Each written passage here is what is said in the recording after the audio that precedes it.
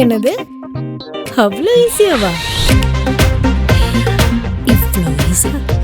கால் பண்ணு, இடத்த சொல்லு, நம்ம வீட்டு ஆளுங்க நம்மள எப்படி பார்த்துப்பாங்க அப்படி பார்த்துப்பாங்க. போலாமா? இப்படிங்கிறக்குள்ள ஒரு செம GT ஹாலிடேக்கு. Lovely to see you. And thank you for coming yesterday. No, don't, because I felt that it's my duty as an Indian to voice my anguish, my apprehensions at what's happening. And before coming, I was just looking through the pages. There's a big book I have, your grandfather's name. Achha. And I was looking through that, and I know these 2,800 kilometers is nothing. You walk through sweat, tears, and blood, literally. And we have seen history happen from the inner circle. I've watched it from the outer circle. So walking with you, if I don't come with you, it's not fair. My nephew's a photographer. So I said, listen, I want to give a little present to my friend Kamal Haasan. And I said, give me a picture, one of your pictures, as a gift to him. So I want you to guess what he came up with. What picture do you think he gave me? I don't know. Come, let's go and see it. Yeah. Oh, it's here. Tells you what Kamal is, right? And so this is what he gave me. This is what he came up with. Oh. Oh, he shot this? He shot this, and that's for you, because it tells us your approach, your attitude to life, and the fact that you're a great Indian and a great Tamil. Thank you. And we're proud of you. Thank you. It looks nice, huh? Oh, lovely. I'm quite interested in how you see what is going on in India. Of course, an Indian person, but also a Tamil person, because the view from South India often looks very different.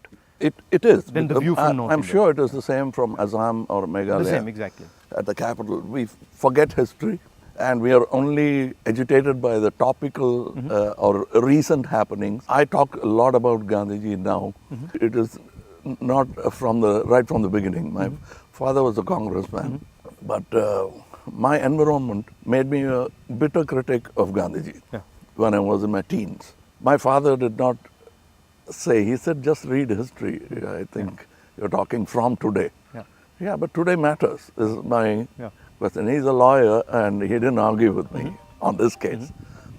Around 24, 25, I discovered Gandhiji on my own. And over the years, exponentially, I've become a fan. And that's me, to explain myself. You to actually correct yourself and say sorry. That's why I made Hey Ram, Right. a film where I played a parallel assassin, Wow. wanting to kill Gandhiji. And as he goes nearer to the person and the truth, he changes. Yeah. But it's too late. Somebody else does the job that he wanted to do, but he had changed his mind. That's the story of Hey Ram. So you came up with the idea? Yes, that is my way of saying sorry to my Bapu. Excellent. That's quite a sort of sophisticated, intelligent way of looking at the problem. Yeah, because I have to take the onus of all the crimes, including what happened in your family. We let it happen. But I think inside what you're saying is hatred is actually blindness and misunderstanding. Yes, and the worst form of criticism is an assassination. I think that's very cheap. And It's a coward. A coward does that Only because he has no other way to fight. But that cannot be the answer. So what's your view then of the violence and the hatred that is being spread in the country? I mean, I view it as a consequence of the fear that is being spread in the country. No, this is actually a synthetic, reproduced, manufactured thing. I don't think so, because go into Kerala, more than Tamil Nadu, you will find amity prevails. Unless you doctor it. You can do it from either side. I think there are more sides to it than just Hindu and Muslim. We have to look at all that and understand that this country will flourish only with this plurality. As a person who loves Tamil Nadu, loves the Tamil people, whenever I go there, I try to understand slightly better, you know, what exactly is the Tamil idea, right? And so as somebody who, you know, is looking at it from far, what does it mean to be Tamil? I know that the Tamil language is very important, but what does it actually mean? It means the same as wanting to be a Maharashtrian Yeah. or a Telugu or a Malayali. We all have a pride, but I must say something about Tamil Nadu. They always feel that it's an island with parochial mindset and language chauvinism. Everybody is proud about their language, but I can tell you, you can go to a village, any village or town, my town, and just stand in the middle of the road and shout, Nehru. A dark man will turn around, Yeah. or you say Bose. Yeah. Somebody will turn around and he doesn't look anything like Yeah. Nehru ji or Bose ji. Yeah. And they'll turn, you'll find Gandhi, many Gandhis. That is the mindset. And at a particular point, they felt there was apathy from the center. That happens every time. It will happen with every government. They are now unhappy with what is happening now. But that's not permanent if you could approach it like you're doing it now. The reason why I want to celebrate your walk is reaching out to the people and lending the ear instead of standing on a podium and lecturing. Yeah. That's commendable from your side. But my experience when I go to Tamil Nadu, right, is that they express themselves in a very passionate, Yes. it's different expression. So if you go to Maharashtra, people show affection, but the way the Tamils show affection is something completely different. I get that feeling when I go there, and I always wonder, what is that exactly? How does it, why such strong affection or strong expression or so passionate? It's part of the culture. It's a very old culture. And they've seen wars, they've seen battles, they've learned a lot from Jainism, Yeah. Buddhism. Yeah. It's a mixture of everything. That kind of affection was enjoyed by Kamaraj, Yeah. MGR, all those leaders. They are moved to tears, Yeah. laughter, screaming when they see the man of the... I think around the country it's like that, with variations. And also the Tamil language is very important to them. Yes, I think even non-religious, godless people celebrate Tamil and worship Tamil. So you said you've got, you're doing this fashion business, and so you know a lot about what is going on in the rest of the world. How do you see the United States, China, these countries? Where do you see India's place in all this? Nowhere less than them, Yeah. but we should walk the talk. Yeah. Like you're doing, every Indian must walk the talk. I want to be, or simply resigning yourself to calling it a third world country. Yeah. You can't do that anymore. That's blasphemy. And you said in our earlier discussion that production has a lot to do with it. The ability to produce something and Yes. sell it outside India, not just in India. Yeah, we can't have a toddy mindset because you can't bottle it. It has to be had Right. then and there. We are in G20 not because of one government, Yeah. successive governments. And whatever good they could do, that has accumulated and come to this day. So we are aware of that. And you were talking about China. I want you to say more. The security of the country, both internal and external. Yeah. Your opinion on it. I was speaking to some ex-servicemen the other day, and I was mentioning to them that security today in the 21st century, it's not good enough just to say, okay, what do our borders look like, right? Because security today has become a holistic thing. You don't necessarily get attacked from the borders. You can get attacked from inside. You can get attacked by cyber weapons. You can get attacked by, use of your media. So in the 21st century, one has to have a global view about security. And that's where I think our government has completely gone and miscalculated. We constantly hear about what is going on the border. And the fact of the matter is that China has taken 2,000 kilometers of our territory, square kilometers. And frankly, we haven't said anything. The Prime Minister hasn't said anything.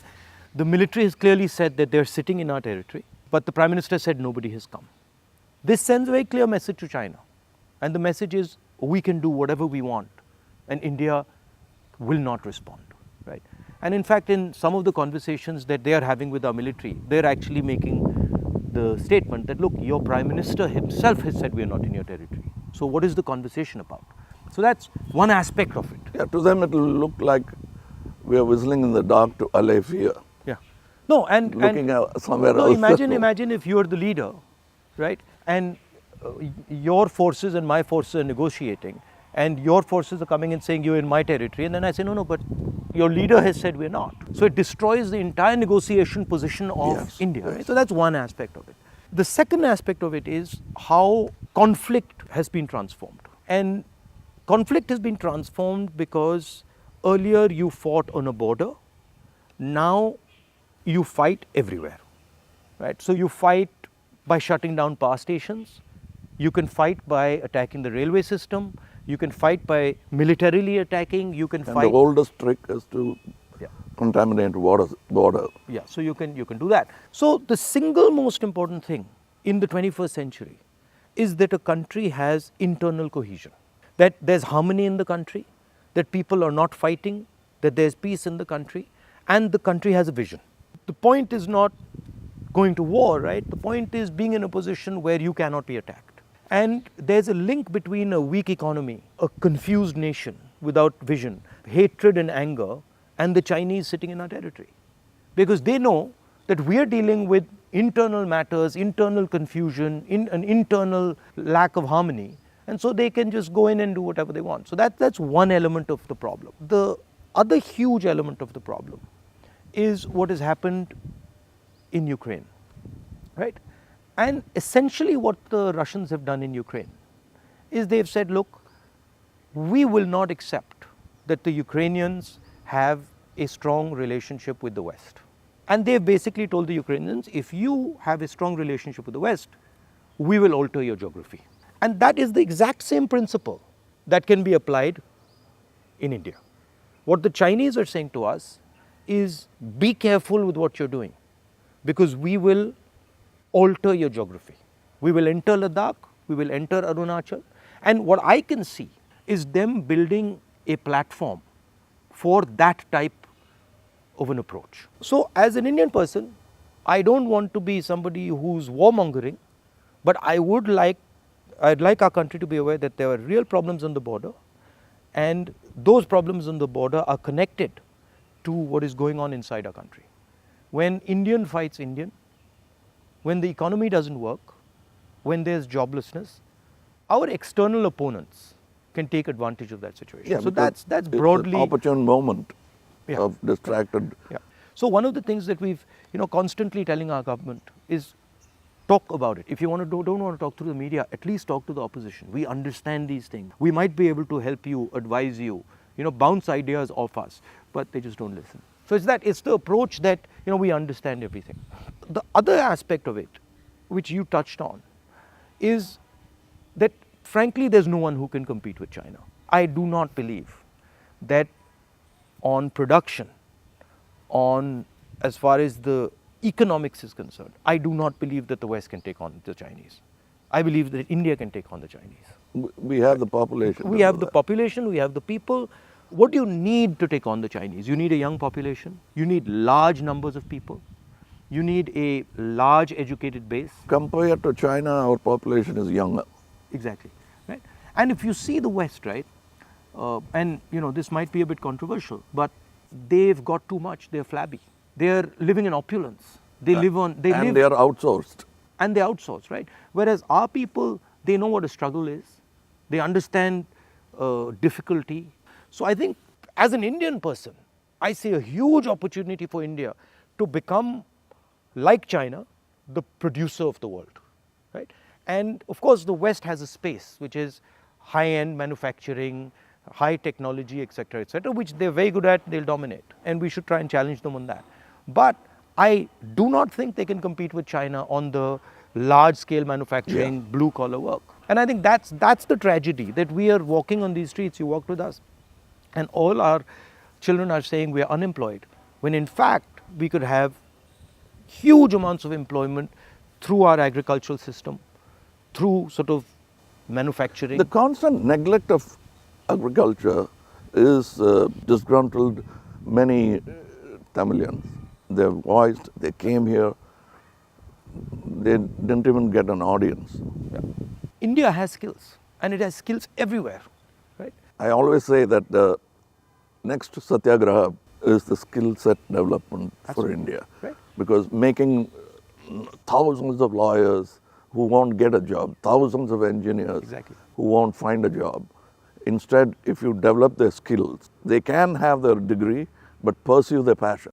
Instead of me talking about other subjects generally, let me talk about where I come from, the film industry. But the number of training facilities, 200 jobs in a film, and there's no ITI for that. So what it is, right, is actually a disrespect of skills. You will not respect the person's skill and then say, okay, as the nation, how do we empower this person's skills? So I gave you the example of Bellary, right, which is the jeans capital of India. Now Bellary should be exporting jeans to the rest of the world, should be exporting different types of jeans, should be innovating on jeans. Right? Bellary has been shut down because of demonetization and wrongly applied GST. And you've literally taken a hub which could challenge the Chinese across the world in making jeans, and you've destroyed it. It used to have 4.5 lakh people working there, it now has 50,000. Like something like what you're doing with Khadi, right? I mean, who would know that that's a Khadi jacket? Nobody. Right? More than the publicity of it, the reach of it. Exactly. And Americans are loving it. And then you got the history of Khadi, right? Because if you start to say, well, this is Khadi from the Indian freedom movement, this is made by Indian people by hand, this is what fought a superpower, you can make a beautiful story out of it. Yes. Yeah. And it's not done in a modern factory. Yeah. It's done by people sitting in villages and handmade. Exactly. You know, I'm very happy and honored to be sort of partnering with these people who've been neglected. They're almost on the verge of closing down and going back, thanks to GST. So how many people now are working there? We have not started a full-fledged tailoring system because we only have 12 outlets and we can supply with a number of tailors. But the number of weavers are many. Right. They are in Telangana, Karimnagar. We are sourcing it. We are going even to Kutch and other places so that we can bring India together. So that's it was very nice. It was very nice of you to come, I must say. I with all the situation and the BJP and sort of the ability they have to coerce, I think it's also a brave thing. That's why I think that's why he gave. He came up with that idea of the picture. It's not easy.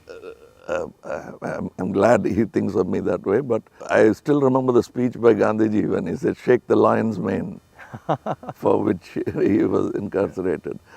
So we have the strength and ability. But I'm happy that you're meeting people, practicing jujutsu, walking miles and miles and miles. It's nice. And because you're doing exactly what Gandhiji did, to understand the nation before fighting for it.